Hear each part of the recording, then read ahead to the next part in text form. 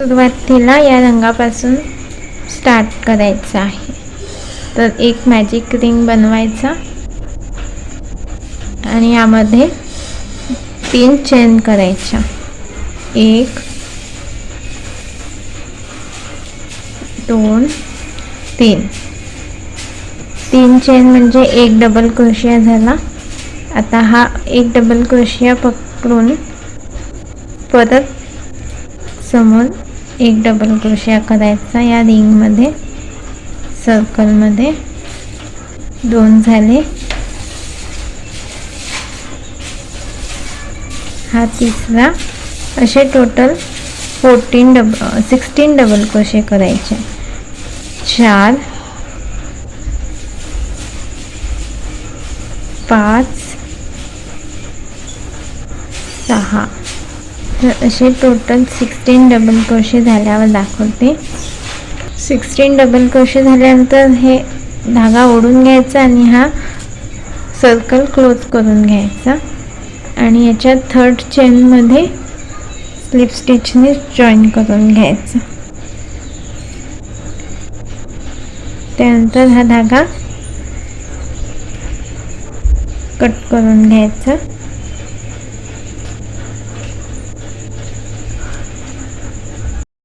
झाल्यावर नेक्स्ट राऊंडसाठी हा ब्राऊन कलरचा धागा घ्यायचा आहे, म्हणजे तपकिरी रंगाचा.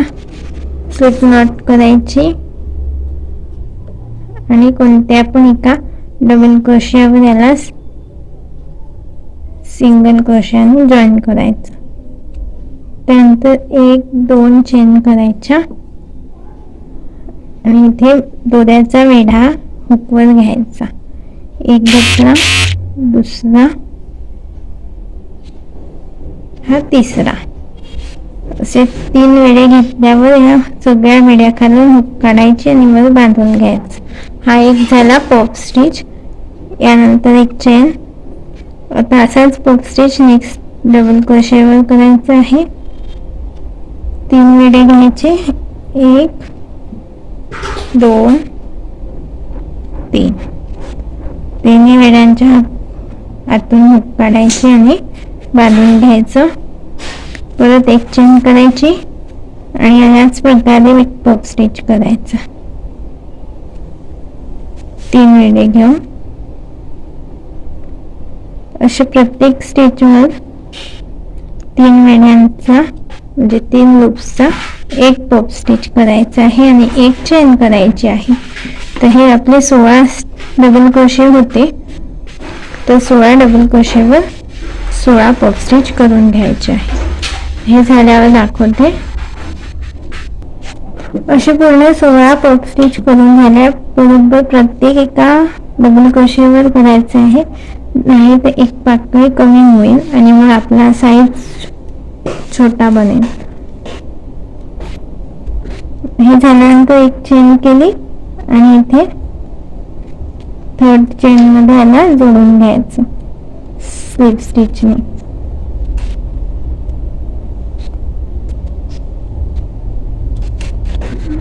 हा लाईन पूर्ण झाला. एक चेन करून हा धागा कापून घेऊ. आता पुढच्या राऊंडसाठी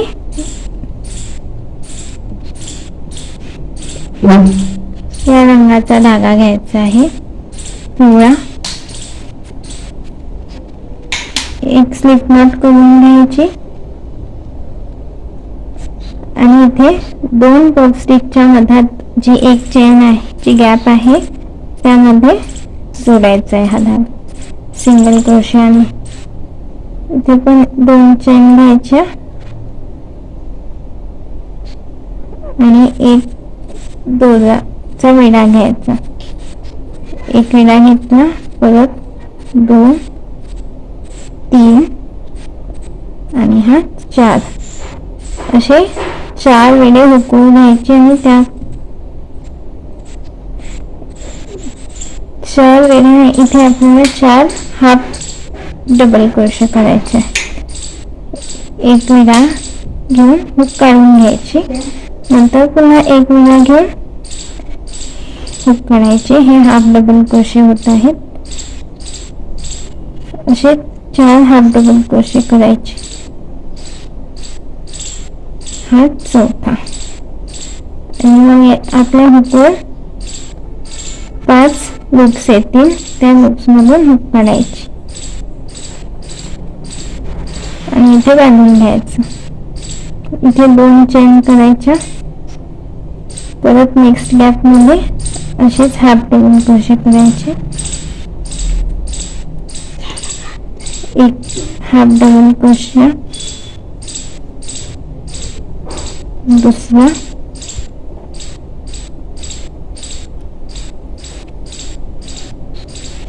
तिसरा आणि हा चौथा.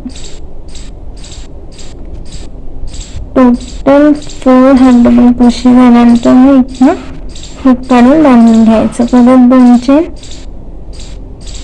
नेक्स्ट स्टिच मध्ये, नेक्स्ट गॅप मध्ये असे 4 हाफ डबल क्रोशे करायचे. अशा प्रकारे सगळ्या गॅप मध्ये आपल्याला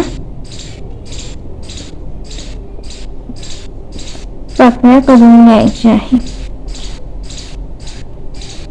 हुकवर 5 लूप्स येतील, त्यातून हुक काढून बांधून घ्यायचं आणि 2 चेनची गॅप ठेवायची. असे 16 गॅप मध्ये आपल्याला ह्या पाकळ्या बनवून घ्यायच्या. हे झाल्यावर दाखवते. हे बघा, अशा प्रकारे 16 पाकळ्या झाल्या आहे. 2 चेन करून घ्यायच्या शेवटी आणि या 3rd चेन मध्ये स्लिप स्टिचने जोडून घ्यायचं. इतका पार्ट तयार झाला. एक चेन करून हा धागा कापून घ्यायचा आणि असे आपल्याला 4 पीस तयार करायचे आहेत. हे 2 समोरच्या साईडला लावायसाठी आणि 2 मागच्या साईडला लावायसाठी. हे 4 झाल्यानंतर काय करायचं ते बघूया आपण. पुढचा भाग करण्यासाठी हा आता डार्क ग्रीन कलर घ्यायचा आहे. इथे पण स्लिप नॉट करून घेऊ सुरुवातीला. आणि हे जे 2 चेनची गॅप आहे तिथे कोणत्याही एका गॅप मध्ये सिंगल क्रोशाने जोडून घ्यायचं आहे.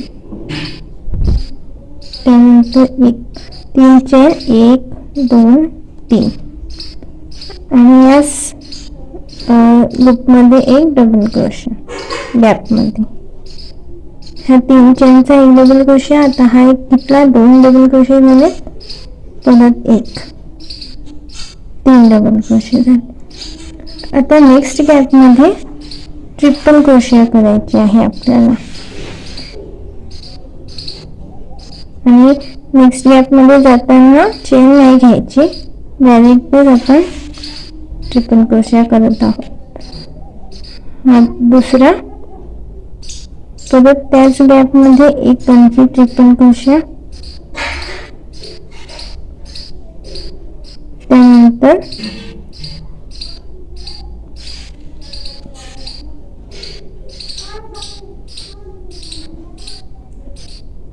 दोन चेन 1 2 आणि परत त्याच गॅप मध्ये ट्रिपल क्रोशे 1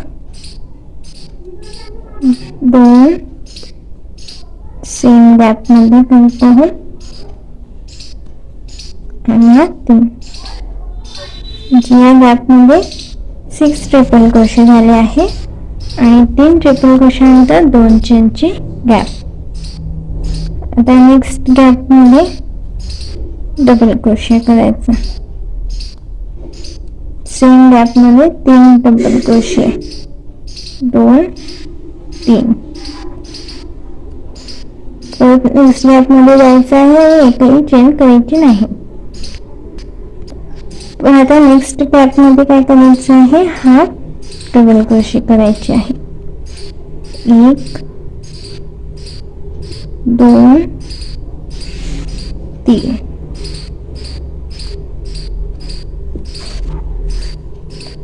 परत त्याच्या पुढच्या गॅप मध्ये 3 डबल क्रोशे 1 2 3. तुमचा पॅटर्न लक्षात येत असेल. 3 double crochet 3 half double crochet, परत 3 डबल क्रोशे. आता पुन्हा हा कॉर्नरचा भाग बनवायचा आहे, तर त्यासाठी ट्रिपल क्रोशे करायचे आहेत. नेक्स्ट गॅप मध्ये 6. पहिले 3 करून घ्यायचे. एक झाला, दुसरा, तिसरा, त्यानंतर 2 1 2. आता सेम गॅप मध्ये परत 3 ट्रिपल क्रोशे करायचे. एक झाला, हा दुसरा, हा तिसरा. म्हणजे ही आपली एक बाजू झाली आहे. हाताचा चौकोन बनणार आहे, तर त्या चौकोनाची ही एक बाजू तयार झाली. कॉर्नरला 6 ट्रिपल क्रोशे, त्यानंतर 3 डबल क्रोशे, त्यानंतर 3 हाफ डबल क्रोशे, परत 3 डबल क्रोशे आणि नंतर हे 6 ट्रिपल क्रोशे आणि 3 नंतर 2 चेनची गॅप. तर हाच पॅटर्न आता तिन्ही साईडला करून घ्यायचा. या साईडला, या साईडला आणि या साईडला. त्यासाठी इकडे आता हे 3 डबल क्रोशे, 2 3, त्यानंतर 3 हाफ डबल क्रोशे, नंतर 3 डबल क्रोशे. परत कॉर्नरला असा पॅटर्न.